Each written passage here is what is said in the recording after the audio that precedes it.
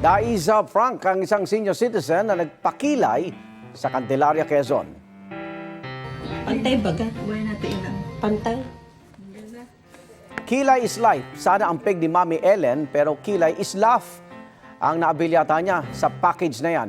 Sumobra kasi ang kapal ng kanyang kilay, kaya napasabi tuloy siya na hindi na siya attend sa isang birthday. Pero bago pa kayo magtaas ng kilay, nilinaw ng semi-permanent makeup artist at youth scooper na si Realin Esmilio na pampagood vibes lang yan. Nabubura daw agad ang ginamit niyang ink kay Mami Ellen na nagpa-micro shading.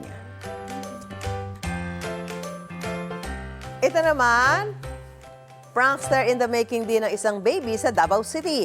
Nakaubos na yata ng isang album si Daddy Miel para ihele ang nooy 4-month-old na si Julian Drake. Pero ang anak na inakalang tulog, gising na gising pala. Napatawa na lang si Mami Jel. 2.6 million views na ang video na yan. Ang cute ng baby.